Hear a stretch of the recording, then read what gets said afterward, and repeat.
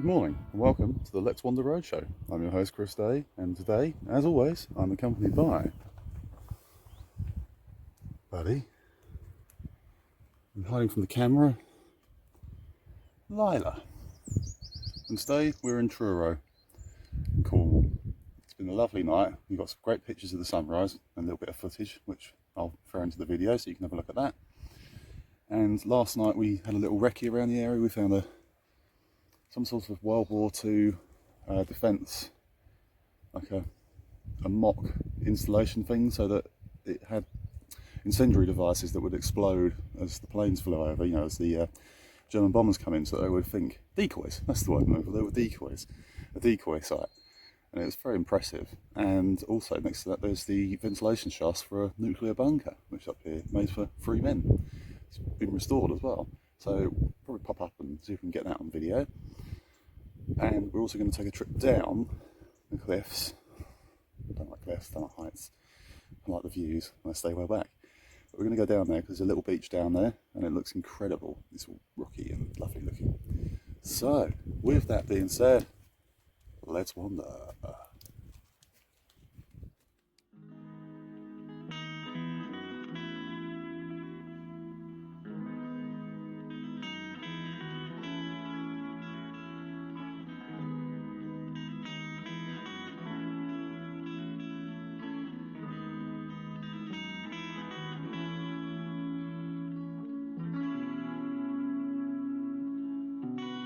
We couldn't find out a lot of historical information about Kiberick Cove. One of the things we did find out is that Falmouth, which isn't very far away, was actually founded by the Kiberick family, and they were involved in piracy and privateering. Now, they needed little coves like these nearby because this was a great place to beach a boat at low tide that you could then careen the side. Now, careening was to scrape the barnacles off, which would give you a lot more speed at sea, so you could evade the excise men.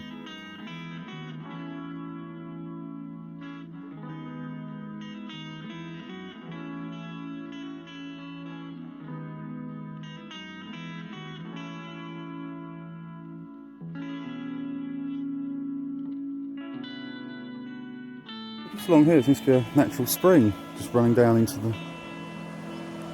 to the beach. I'm not exactly sure how I'm going to get down there. It looks like a cliff, but I did speak to another guy who was parked up next to me last night, and he said that you can get down there. I'm starting to wonder if maybe you need to climb down. Stuff that. We had our flying out there about a month ago. Truro's is today, it seems. Look at this mound of ants. Hundreds of them. Flying away.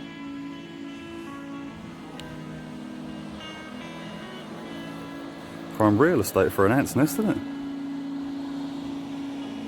I'm getting bitten to pieces by horseflies. It really hurts. Yeah, I think we're going to have to head back up here and get out of this animal field. Ow! They are really hurting. They bite me through my clothes.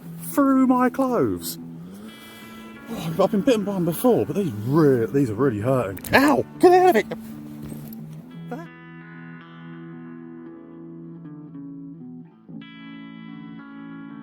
So after fleeing from the horseflies, I've got some big old lumpy bites. We've come back up past where we've camped for the night, and we've come up onto a viewpoint, which is actually for disabled people. It was very easy to walk up, obviously, and it's stunning. So if I just sort of bring the camera around here, it's a much nicer view than what I got earlier on from the side of the van. And if I spin you around again, oh, sounds like my neighbour's off. Quite a nice chap actually from Gloucestershire. Quite a walker. He walked all the way down to that beach yesterday for a swim. And yeah, just behind me here we've got the sheep and a cove down there. I've forgotten what it's called. Going with P, like Herdo Cove or something. I'll take a picture of the sign on the way back down, and then we're going to walk around and then go and find that bunker. Okay, let's wander.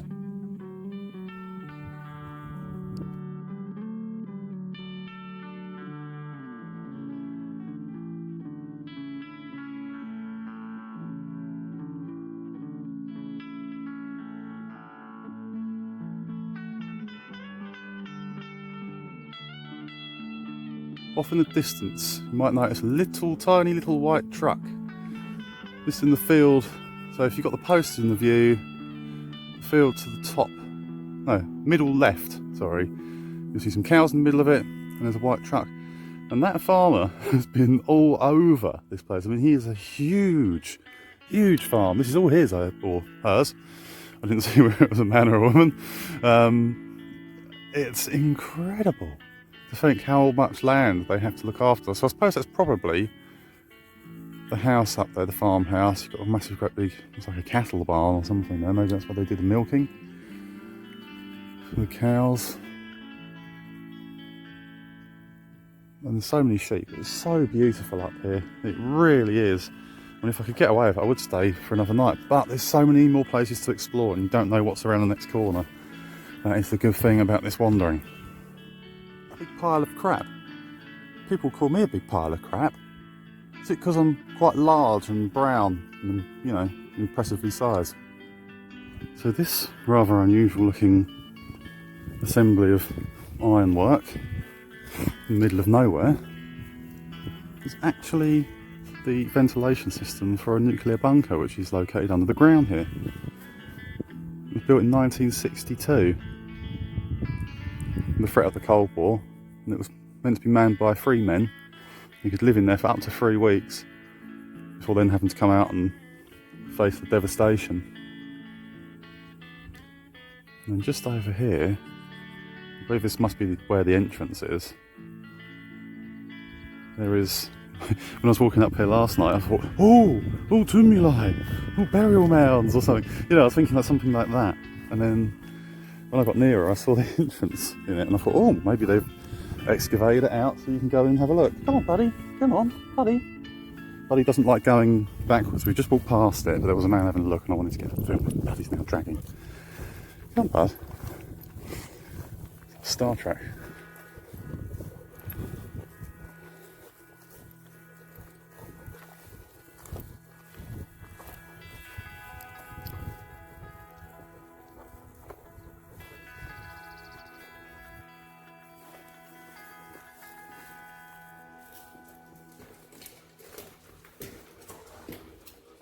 It's very echoey.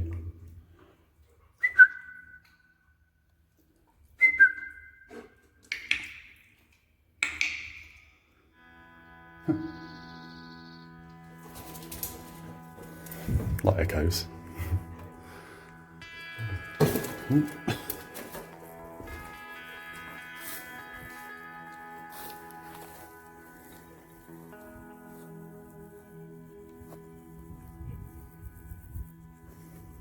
Pause now, you can read this.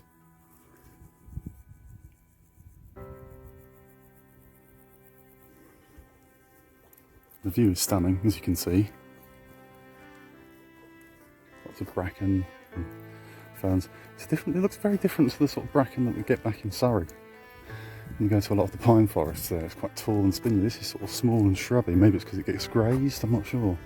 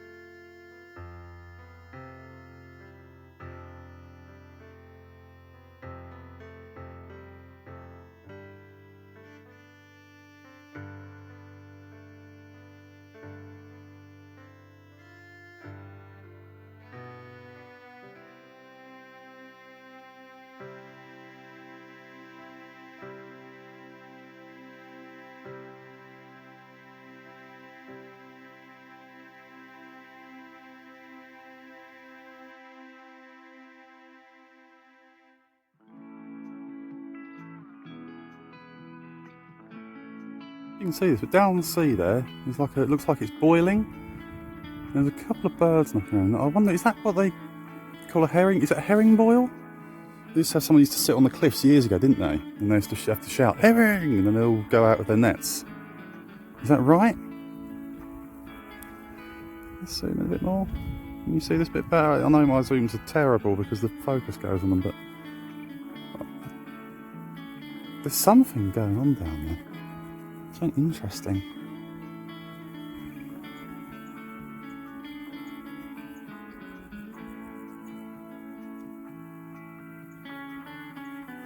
That's really cool.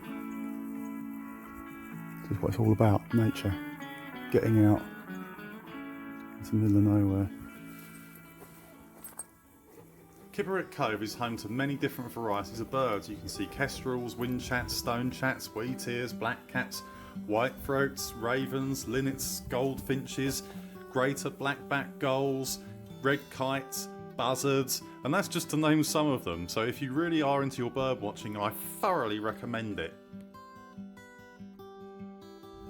So we've got all these stunning wildflowers here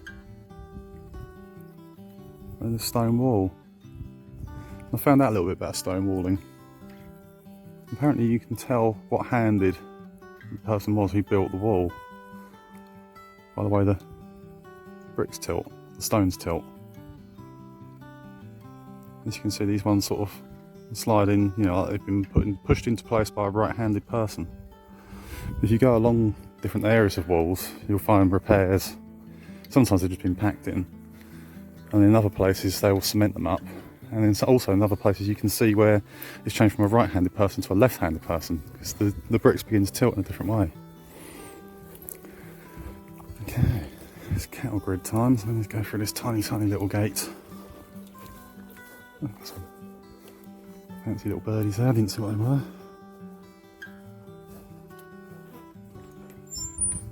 They do not make these gates for the larger person. Come on you two, come on. Buddy, quick, before your tail gets caught in it.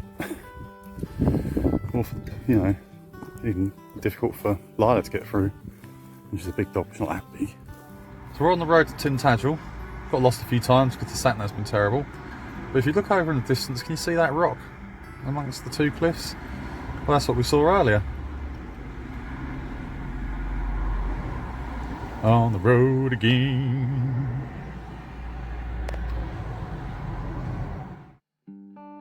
So that brought us to the end of our trip around Kiberick Cove. Hope you like, share, subscribe and leave a comment. And join us again for episode 3. We'll be visiting Tintagel and the home of the legendary King Arthur.